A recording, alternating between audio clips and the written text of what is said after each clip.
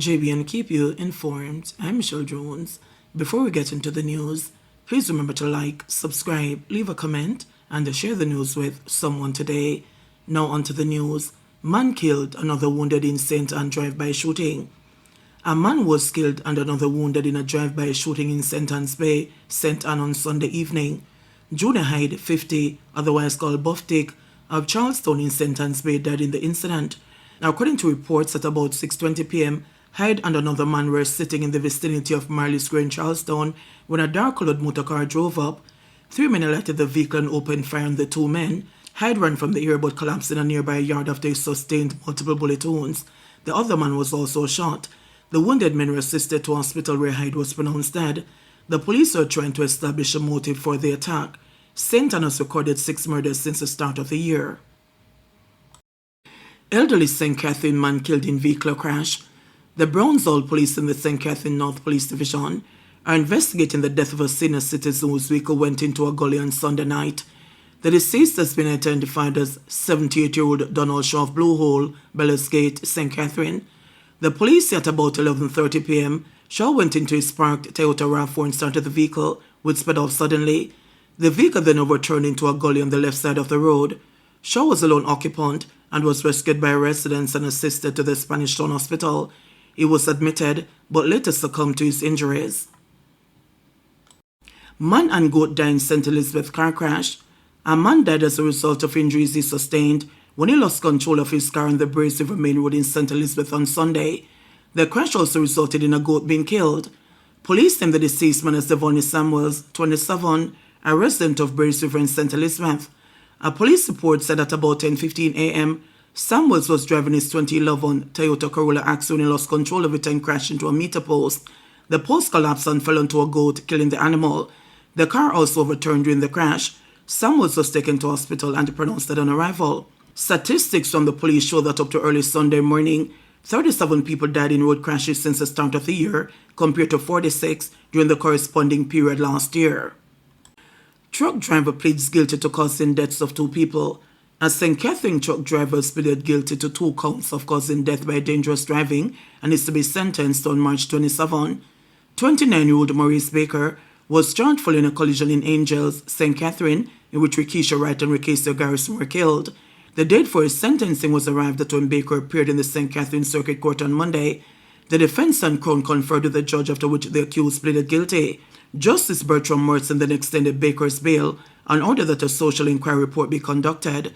The facts of the case are that at about 3:35 p.m. on February 27, 2023, Baker was driving an Isuzu motor truck along Walks Road and he lost control of the truck, which drifted into the path of a Toyota Probox motor car. The impact resulted in the deaths of White and Garrison and the injury of others.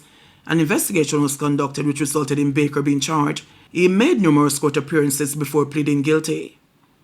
Community devastated following death of stalwart. Kevin don't deserve this. That's the repeated statement from family, friends, and community members. Following the tragic death of Kevin Walker, a man celebrated for his commitment to youth development and community service.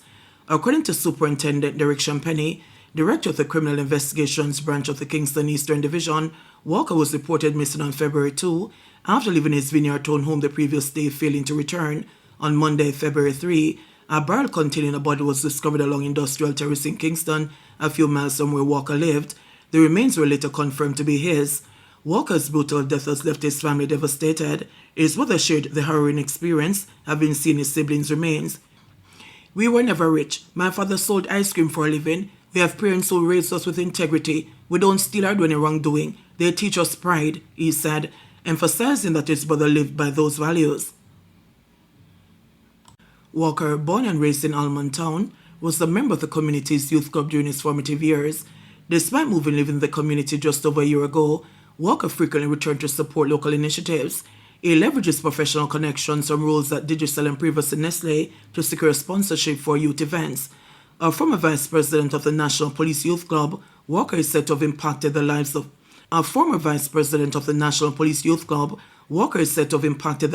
countless young people across the country. Ricardo Fairman, current president of the National Police Youth Club, said, "Mr. Walker would have served as the second vice president for the National Police Youth Club movement, and during his tenure, he would have impacted the lives of many youths right across the country. He was a stalwart in his community, putting programs in place to assist young people, said Fairman. Kevin is the only big brother or father some of us know, and him helps set enough of we straight, said one former youth club member. When you say dark clouds, him see sunshine and look what them do to him. For the first time in his life, he's a father and them take him. That baby is going to grow up without a father.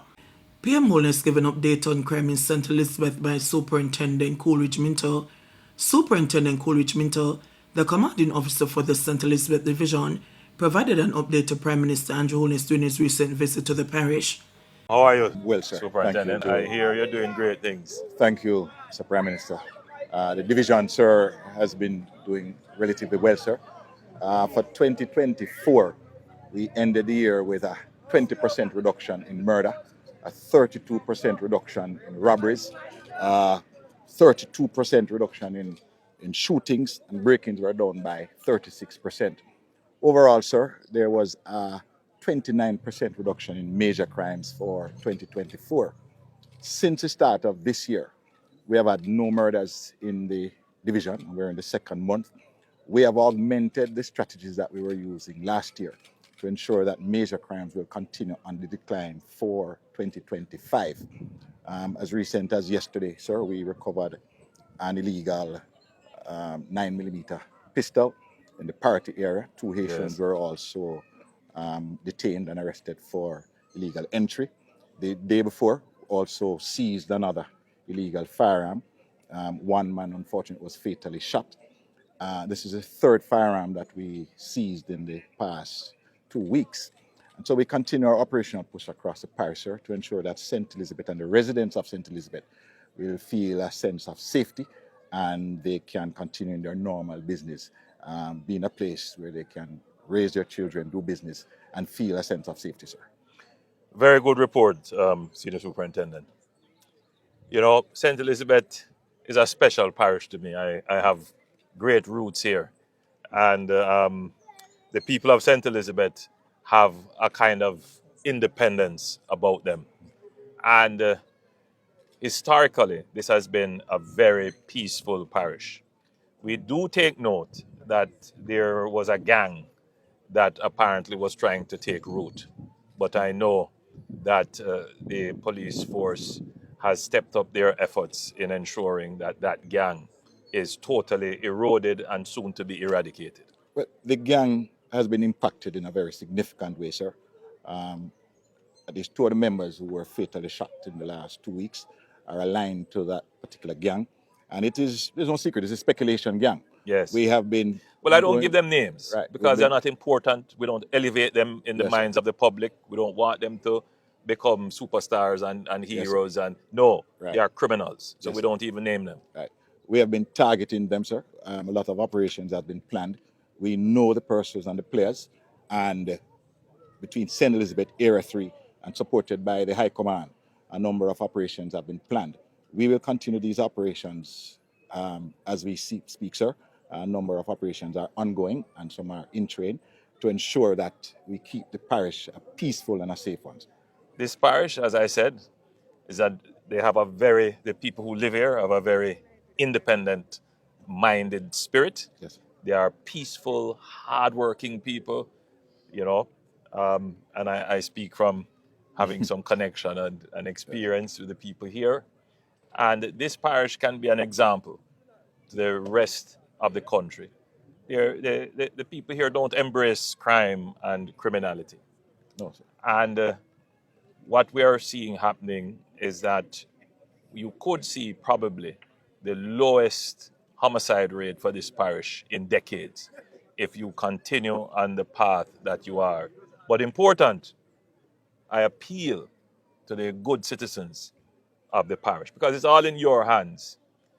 The police has taken a stance and a posture to work with the community. I am very pleased with the reports I've received relating to the way in which the citizens and the police have been working together.